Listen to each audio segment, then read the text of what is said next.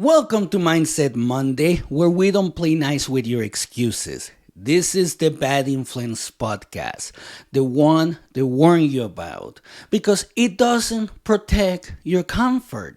It challenges your identity. I am Jordan Banderas, and I'm not here to cuddle you. I'm here to help you take back control of your mind. If you're tired of overthinking every damn thing, if you're tired of feeling split inside, if you're tired of knowing you're capable of more but not living like it, this is your call to wake the hell up. Let's rebuild your mental game from the ground up. No hype, no shortcuts, just truth. Here's the line that shakes the floor. You don't find your identity, you build it. Brick by brick, choice by choice, moment by moment.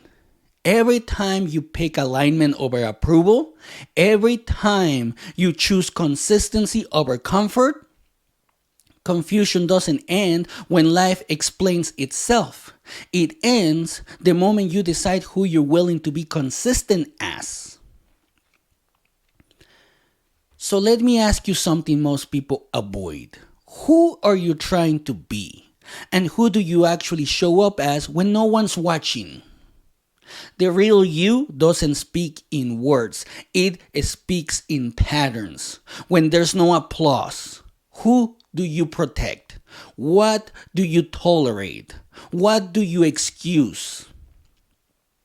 That version is telling the truth, not your affirmations, not your intentions.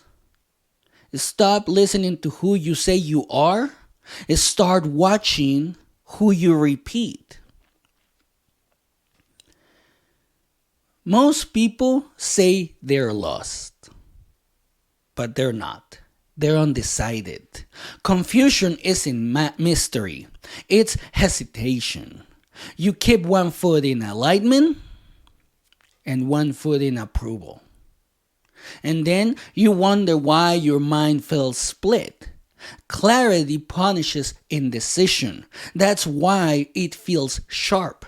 You want certainty without commitment, identity without consequence.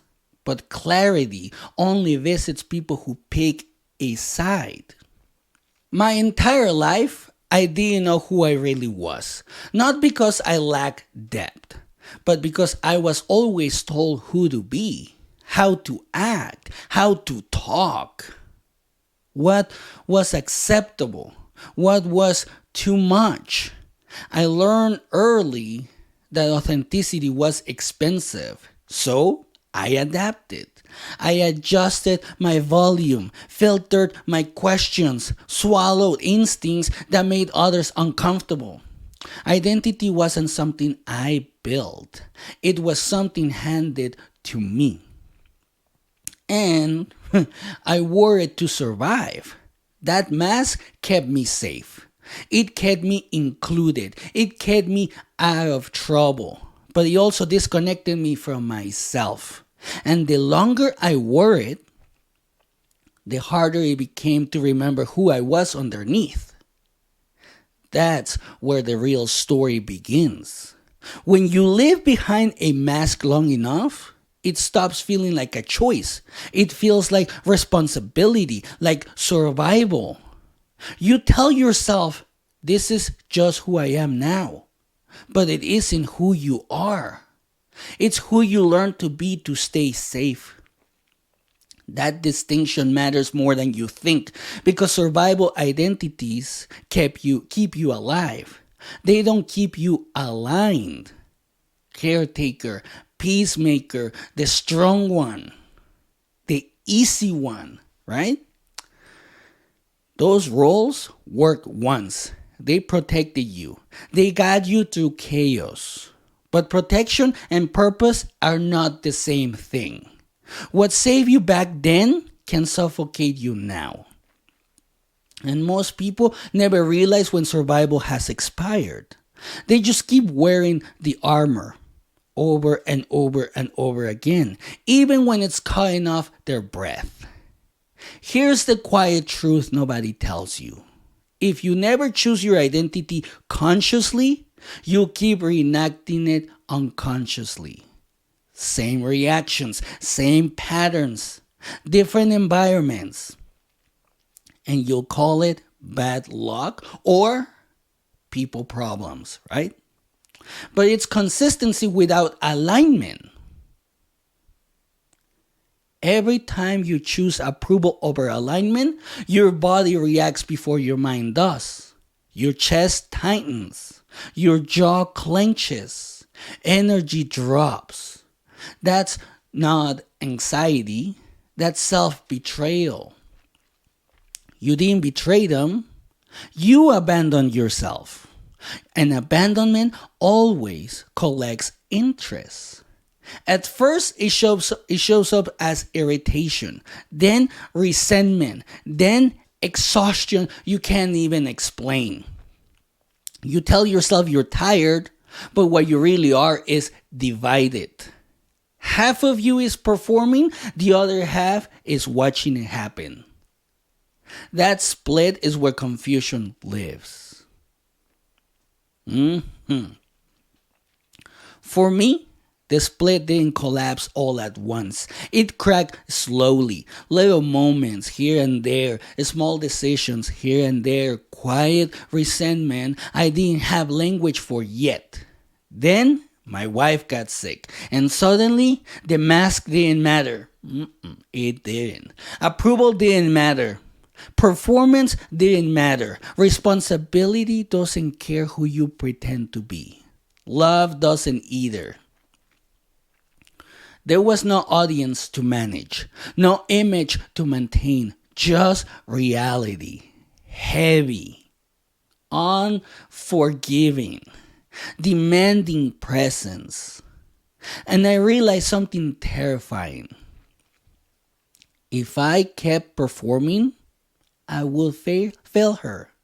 Not because I wasn't capable, but because I wasn't anchored. I couldn't lead from a mask.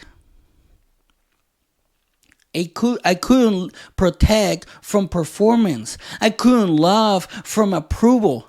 I had to decide who I was, not for applause. I had spent years learning how to survive people, reading rooms, adjusting tone, shrinking when necessary. That skill kept me safe, but it didn't keep me whole. Because when real responsibility arrived, there was no room for just adaptation. I also needed alignment. I didn't need to be like, I needed to be reliable. And those are not the same thing. Reliability demands consistency. Consistency exposes identity. That's when panic sets in. Not panic like fear, panic like realization. I didn't actually know who I was. I knew who I could be for other people. I knew how to adjust. I knew how to perform. But stripped of reaction, stripped of expectation, stripped of approval, there was silence I hadn't faced before. And silence doesn't lie. Silence asks questions you can't dodge. What do you stand for? What do you tolerate? What are you willing to repeat every day? Because repetition is identity, not intention, not potential, not promises. Repetition. And the scariest part? I realized how often I had betrayed myself quietly. Not in dramatic ways, in convenient ones. Saying yes when I meant no. Staying silent when truth would have caused comfort. Laughing just to fit in. Those moments stack brick by brick, and suddenly you wake up living inside a house you don't even recognize. That's when I understood. Confusion wasn't my problem. Inconsistency was. I had been inconsistent with myself, and life had no choice but to reflect that back. Relationships felt unstable, direction felt foggy, confidence felt borrowed, because nothing was anchored. So I did the most uncomfortable thing possible. I stopped asking what people expected and started asking what I respected. Not what felt good, not what felt safe, what felt clean. Clean decisions, clean boundaries, clean follow through. I started choosing alignment over approval, even when it made rooms colder, even when it disappointed people, even when it cost relationships that only survived my flexibility. That's when the panic stopped.